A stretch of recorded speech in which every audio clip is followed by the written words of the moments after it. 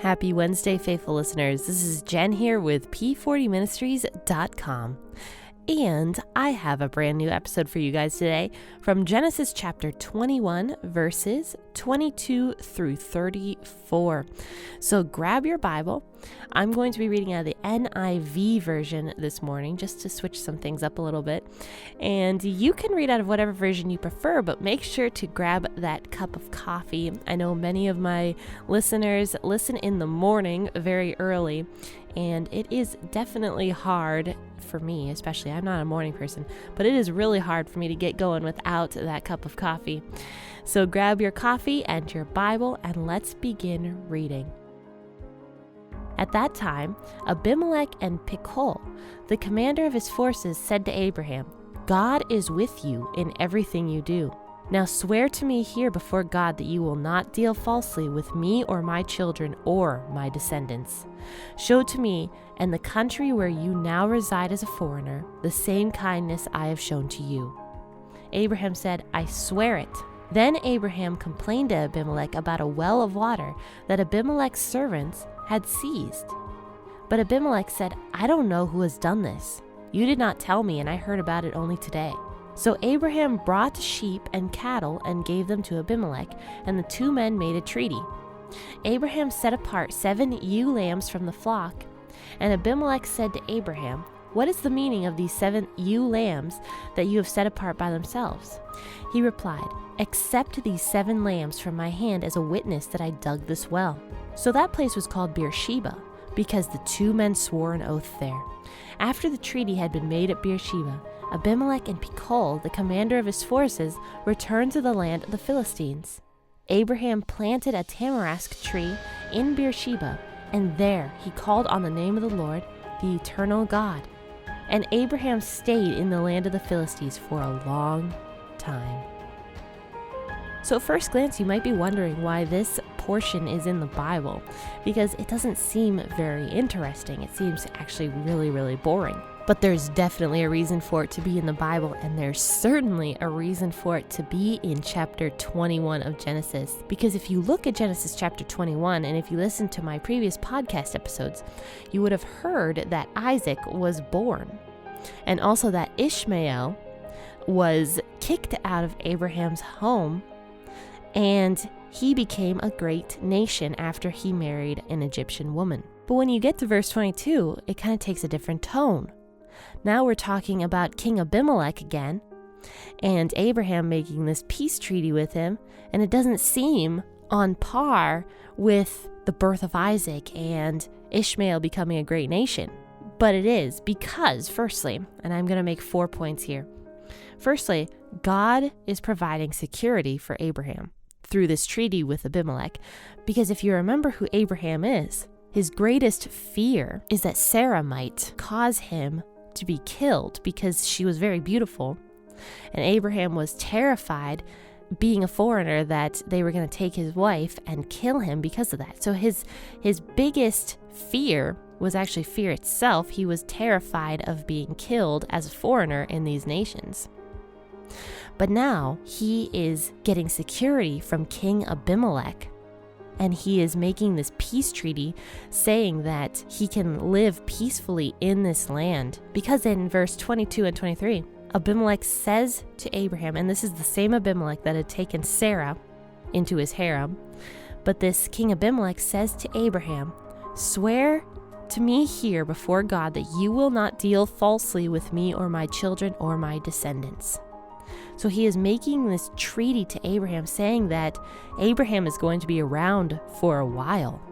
He's already claiming that Abraham is going to have many children and many descendants, because he's saying, "Be kind to me and my descendants."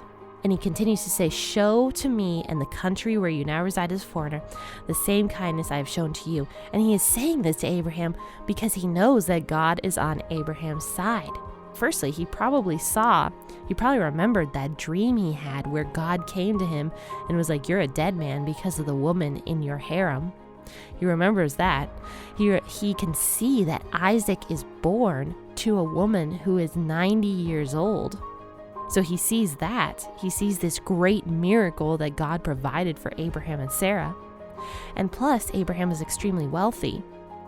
So Abimelech naturally assumes that God is on Abraham's side, and rightly assumes, honestly, because God was on Abraham's side. So he sees all this stuff. He knows that God is on Abraham's side.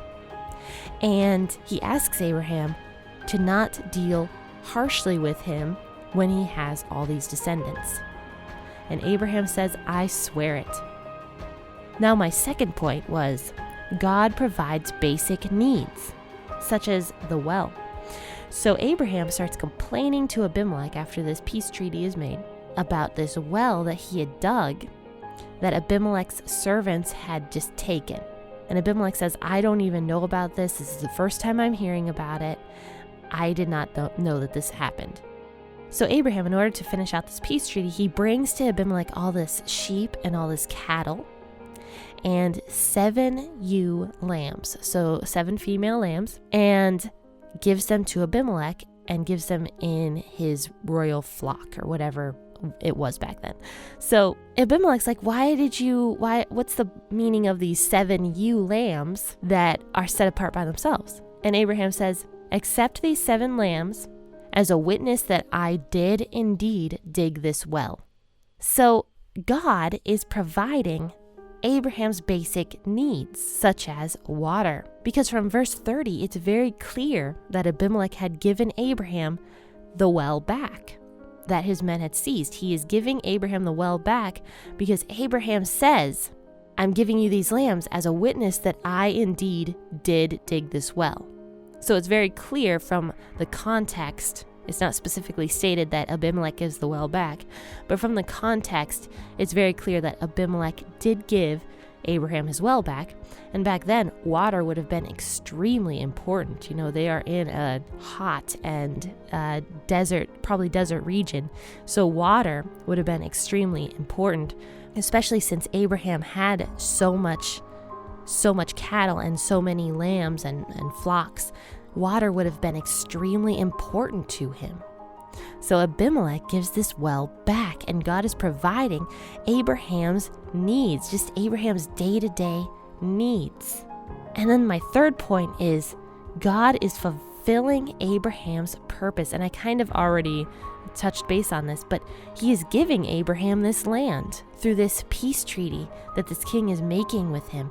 He is fulfilling Abraham's purpose that someday his descendants are going to have that land, because this king already acknowledges this, that Abraham's descendants are going to live in this land for a long, long time. In fact, this entire chapter, Genesis 21, is all about God fulfilling purposes. Firstly, Isaac is born, and Isaac was meant to be Abraham's descendant. So God is fulfilling Isaac's purpose and Abraham's purpose as well as Sarah's purpose, which was to produce Abraham a son in her old age and show God's glory through that miracle. And then Ishmael's purpose is also being fulfilled, because it says that he gets married and he lives as a wild man in the desert, in the wilderness, and he gets married and he becomes a great nation through that. So Ishmael's purpose is also fulfilled, and now God is fulfilling more of Abraham's purpose, which is to have this land that he is living in and be recognized as someone who is going to have many descendants as well and have peace treaties with kings. And then fourthly, the point of this being in Genesis chapter 21 is God is showing his glory to King Abimelech once again. You know, he came to a King Abimelech in that dream, but he's showing his glory through Abraham to King Abimelech. You know, Abimelech would not have been a believer in God. He probably had many, many gods. And Abimelech wouldn't have known about God, but he is being shown God's glory through Abraham. And he is seeing these things that are happening with Abraham's life, that God is on Abraham's side, and miracles are happening, like a woman becoming pregnant and giving birth to a baby in her old age at 90 years old. And Abimelech is seeing this stuff and recognizing God's glory when he says, God is with you in everything that you do, Abraham. He says that in verse 22. So Abimelech is seeing God's glory. And that is God's main goal, is to show his glory to everybody and to have humanity dwell with him someday. And that includes people like King Abimelech. That includes everybody. That's why Jesus came to earth, to save humanity so that everybody can share in God's glory and everybody can live with God forever and dwell with him. That was God's main purpose for creating human beings, was to dwell with them.